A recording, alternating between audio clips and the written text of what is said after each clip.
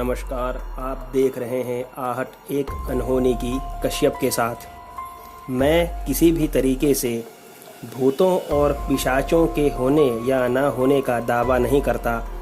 ये तो अपनी अपनी सोच और अनुभव पर निर्भर करता है। ऐसे कई किस्से हैं जो लोगों के साथ घटित हुए और उन्हीं के अनुभव या कहें कि उन्हीं के जहन में दबे रह गए। ऐसे ही खौफनाक और दिल दहला देने वाले किस्सों के लिए जुड़े रहिए आहट एक अनहोनी की चैनल के साथ। ये कहानी है नरेन की, जो कि है करीबन 35 साल पहले की, जब नरेन करीबन 10-12 साल का हुआ करता था।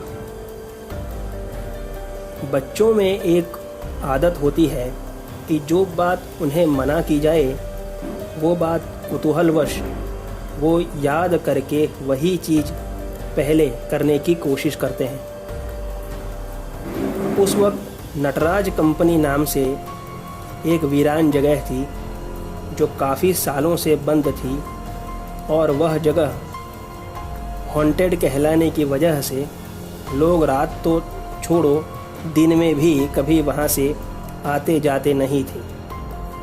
एक दिन नरेन के पिताजी नरेन को साथ लेकर किराने की दुकान गए और कुछ सामान खरीदकर उसे दिया और कहा कि माँ को जाकर के दे दो बेटा, और सीधा घर ही जाना, इधर उधर कहीं निकल मत जाना, क्योंकि माँ को खाना बनाना है।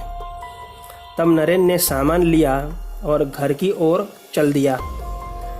सामान थोड़ा भारी होने की वजह से नरेन ने सोचा कि फैक्ट्री वाले रास्ते से चला जाता हूँ, नहीं तो इतना घूम के जाने में तो मेरा दम ही निकल जाएगा। ये सोचकर वह फैक्ट्री की तार को डांग कर वहाँ से ही भागता हुआ घर जाने लगा। फैक्ट्री की दीवार क्रॉस करके ही सीधा रोड क्रॉस करके घर आ जाता है।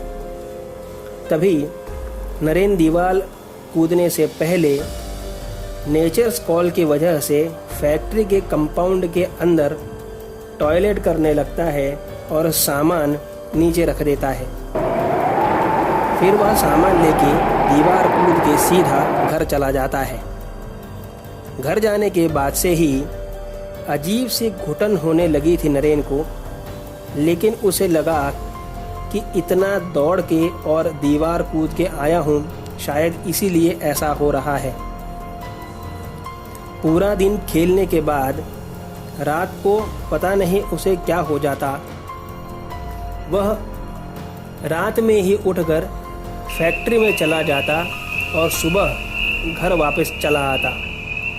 4-5 दिन तक घर में किसी को पता नहीं चला, क्योंकि सभी छत पर सोते थे और वहीं से नरेन उठकर चला जाता। एक दिन पड़ोसी ने, जो नीचे की मंजिल में सो रहा था, उसने नरेन को छत से नीचे उतरकर फैक्ट्री में जाते हुए देखा। यह देखकर वह काफ़ी सहम गया, क्योंकि फैक्ट्री के सामने लोग दिन में भी देखते नहीं थे और ये छोटा बच्चा वहाँ चला गया किसी को साथ लिए बिना ही। वह तुरंत दौड़कर शुक्ला जी के पास गया और उन्हें जगा कर कहा कि आपका बेटा इतनी रात को फैक्ट्री में क्यों गया है। तब शुक्ला जी चौंक के खड़े हुए और नरेन को ना पाकर इधर उधर देखने लगे। तब उस पड़ोसी ने कहा कि शुक्ला जी, नरेन मेरी आंखों के सामने फैक्ट्री में घुस गया है। तब सभी लोग छत से उतरकर भागे और देखा तो नरेन नीचे फैक्ट्री के कंपाउंड में सोया हुआ था। तब सभी लोग साथ में अंदर गए और नरेन को उठाया तो वह डर के मारे रोने लगा कि वह वहाँ कैसे पहुँच गया। दूसरे दिन शुक्ला जी काम की वजह से जल्दी ऑफिस चले गए। तब एक चूड़ीहार आया नरेन के घर पर और उसने नरेन की माँ से पूछा कि क्या हुआ बहन जी, आप इतने परेशान क्यों लग रहे हैं।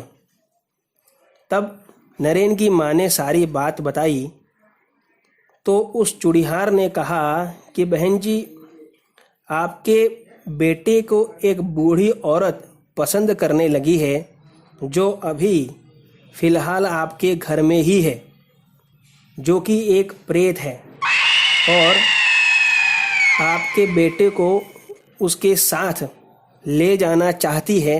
यही उसकी चाह है और आपका बेटा उसकी रहने की जगह पर गया था, तभी से यह उसके साथ चली आई है। यह सुनकर नरेन की माँ डर कर रोने लगी। तभी उस चूड़ीहार ने कहा कि बहन जी, रोइए मत, मैं एक तावीज़ बना के देता हूँ आपको।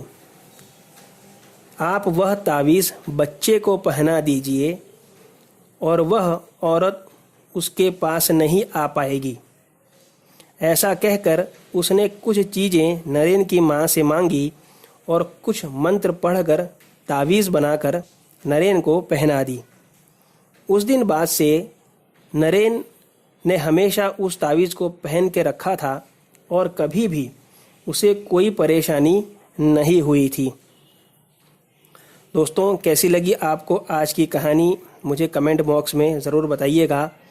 तो मिलते हैं अगली कहानी में, तब तक stay home, stay safe. Thank you.